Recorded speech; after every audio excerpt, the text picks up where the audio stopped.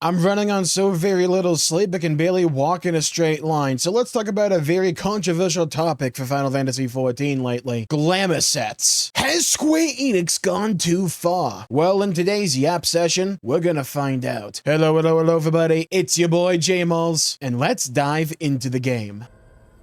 Are we clear?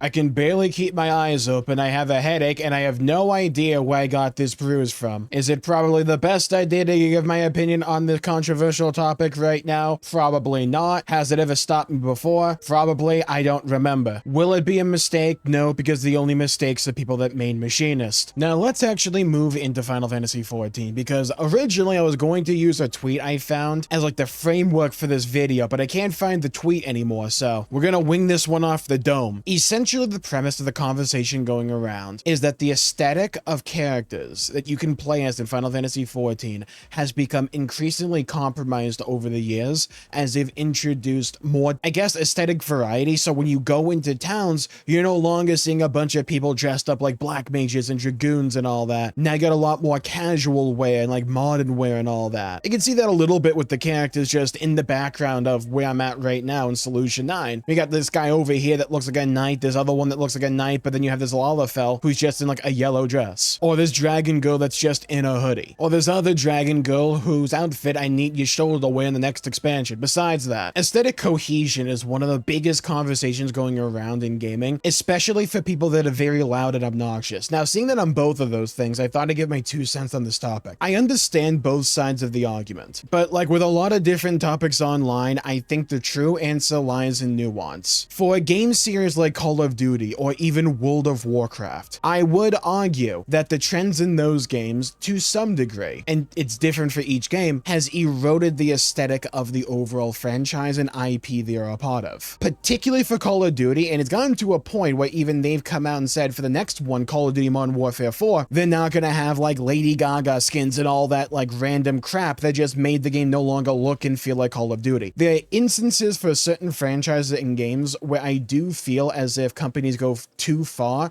to incorporate a wide range of aesthetics, and it just undermines the overall visual appeal a series might have once had. When it comes to Final Fantasy XIV specifically, I can only talk about my tenure with the game, which started partway through Stormblood. I wasn't there for A Realm Reborn, and I wasn't there for Heavensward outside of like a free trial that I played for like 20 minutes one time. But for me, and over the course of my tenure with Final Fantasy XIV, yeah, obviously we've gotten more like casual wear and just more different aesthetic taste being, I don't want to say pandered to, delivered to, let's say, as those expansions have gone on. But I feel when it comes to Final Fantasy XIV specifically, part of its aesthetic charm is its wide range of aesthetics. I wouldn't call it Fortnite in that regard, but I wouldn't call it as off-putting when like the game incorporates a new like piece of casual wear or just an aesthetic that isn't just a common like knight, archer, or like mage, as it is for me for a game like World of Warcraft, or especially when you have like a unicorn font execution animation for like Call of Duty. That was actually a thing, by the way. The effect isn't the same because that aesthetic variety, that like broad sense of appeal, to me is almost baked into the aesthetic of Final Fantasy XIV. It's part of its overall identity, and not in some cringe kind of like gotcha way they're trying to do or try to do with like Call of Duty for a while there, but in a way that I feel adds to the feeling of Final Fantasy XIV, because Final Fantasy over the years, and go all the way back to like the PS1 era, has always had a wide range of aesthetics and a bunch of clothing and outfits that are just kind of over the top, but that's part of the charm of the IP in a lot of ways. At least it is for me. It won't be for everybody, but for me it is. And I think we have an MMORPG like Final Fantasy XIV in that series, and also for a game that is as unique as Final Fantasy XIV, but also separate from the rest of the series like Final Fantasy XIV, it creates this interesting environment where I feel like having these wide range of aesthetics just kind of works. Now, I will say personally, the glamour sets that have been introduced in Dawntrail largely aren't my cup of tea. The occasional one every now and then, particularly the relic sets we had at the beginning of the expansion, were pretty cool to me.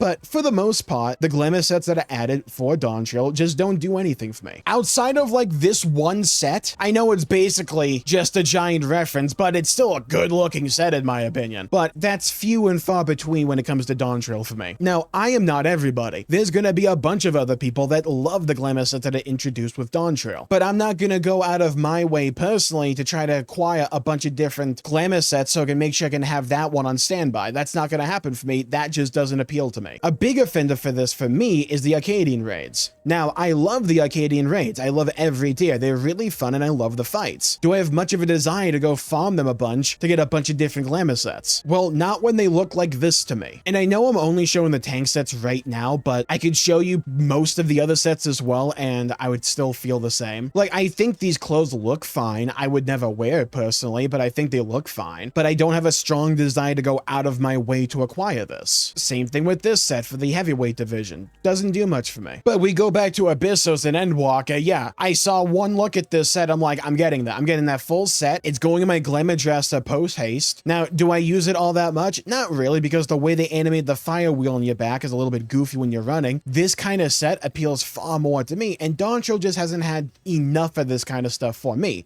I'm hoping the tides will change and ebb and flow when we get to Evercold, but when you have a game almost prides itself, not even almost, it just kind of does pride itself on having a wide range of aesthetics like Final Fantasy XIV, sometimes you'll just have these eras in the game that are going to try to appeal to aesthetics that just don't line up with what you like. For me, Dawn Trail happened to be the time where they just kept putting out a bunch of stuff I don't personally like. Someone else is going to have a different opinion on that. Now that we've talked about that topic, let's address the other element to this overall conversation. How other characters look in the game world. Do I think it's immersion breaking when I see other people dressed in a wide range of aesthetics that may not subscribe to like Knight, Mage, Archer? For Final Fantasy XIV, a little bit, but not to an egregious degree. This goes back to what I was talking about before when it comes to nuance. Now, some people will say, what does it matter what other people wear?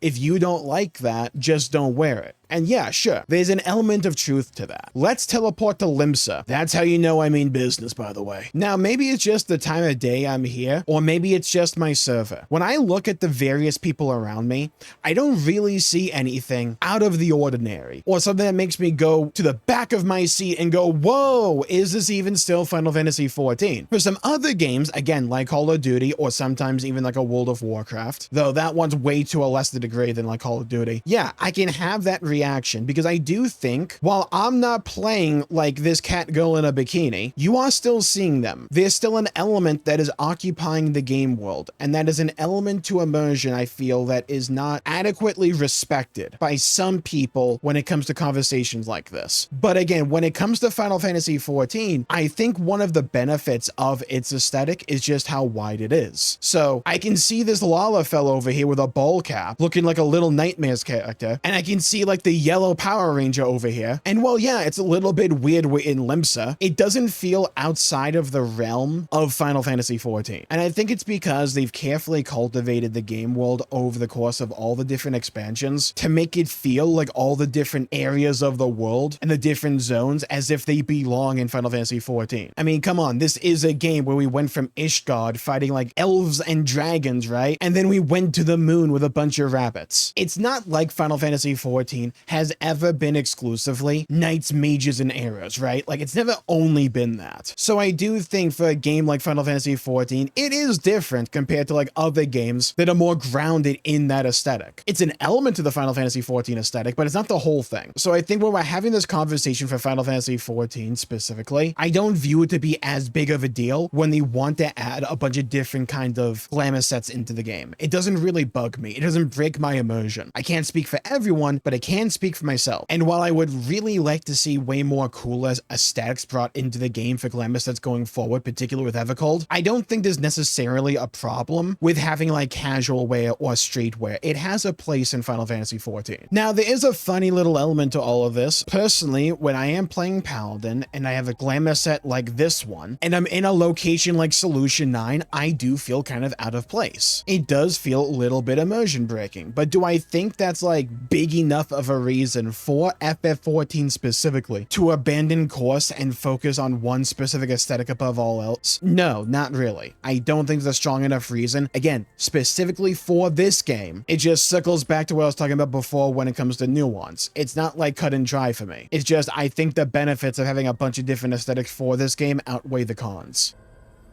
Are we clear? Well, I hope I was somewhat coherent in this video. I almost feel like in 2 days I'm going to look back on this video and go, oh man, I should have talked about this as well. But hey, c'est la vie. So here's where you come in. Leave a comment down below with your thoughts, your opinions on this topic. Would you prefer it if Final Fantasy XIV focused from here on out on a more specific aesthetic? Or do you think it should continue to appeal to a wider range? What I want them to do is give me a proper Grim Reaper glamour set for Reaper. The ones I have currently seen don't cut it. I need the iconic traditional Grim Reaper. I need that. And while you're down there, please leave a like and subscribe. It really helps the channel out and helps support future content, and I greatly appreciate it. I'll be back to react to the State of Play, Summer Game Fest, a Nintendo Direct if we have one, and also the Xbox Game Showcase. There's so much on the docket, people. And guys, I just beat what is going down for me as one of my favorite games I've ever played. Trails in the Sky SC, the second chapter. It's receiving a remake later this year, but I couldn't wait. I had to find out what happened. And what ended up happening was a game that blew me away. Let's take a look back at a classic and also look ahead to the remake. Check out this video right here for more. Thank you all for tuning in. Stay safe, have a great day, and I'll see you all next time. Bye-bye, everybody. Until we meet again.